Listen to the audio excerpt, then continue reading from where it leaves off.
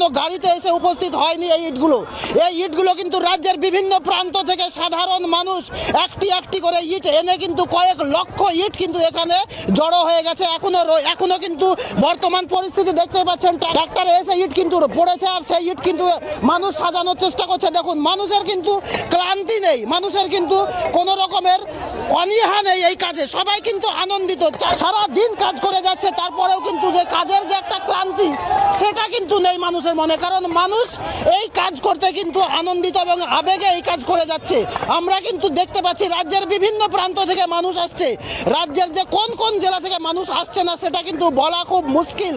আর যেখান থেকেই মানুষ আসছে সেখান থেকেই কিন্তু মানুষ একটি করে ইট, একটি দুটি বা কিছু ইট নিয়ে আসার চেষ্টা করছে, যার ফলে কিন্তু বলা যেতেই পারে আগামী দিনে যেদিন বাবরি মসজিদের ভিত্তিস্তর স্থাপন হবে সেদিন কিন্তু নিজের কোনো পয়সা দিয়ে ইট কিনতে হবে এরকম কিন্তু বলা মুশকিল, কারণ যে পরিমাণে ইট এসে উপস্থিত হয়েছে সেই থেকেই কিন্তু বাবরি মসজিদ সম্পূর্ণ হয়ে যাবে বলে অনেক মানুষের ধারণা। আচ্ছা, আমার পাশেই রয়েছে একজন স্থানীয় মানুষ, আমরা জানার চেষ্টা করব যে এই যে বাবরি মসজিদের শিলান্যাস প্রাঙ্গণ, এখানে রাত দিন 24 ঘন্টায় কি এরকম মানুষের ভিড় আর মানুষ কি এসেই যাচ্ছে? আপনাকে প্রশ্নটা করছি, বলুন। হ্যাঁ, মোটামুটি যেদিন থেকে আমাদের বিধায়ক হুমায়ুন কবির মহাশয় বলেছেন যে এখানে বাবরি মসজিদ হবে, খালি স্থানটা নির্ধারণ করেনি, যে দেশ থেকে স্থানটা নির্ধারণ হয়েছে সেদিন থেকে এখানে জনসমুদ্র তৈরি হতে লেগেছে।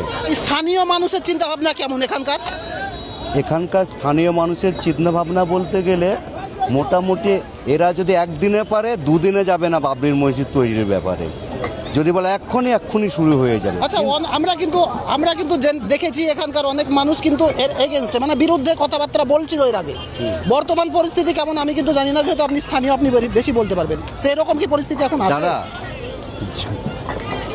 যারা কোনো বিরোধ নেই এখানে, একমাত্র বিরোধ করেছিল কারা? তারা হচ্ছে তৃণমূলের লোক, তারাও ঠিক হয়ে গেছে। ধর্ম আগে না পার্টি আগে, কোনটা তাদেরকে বেছে নিতে হবে।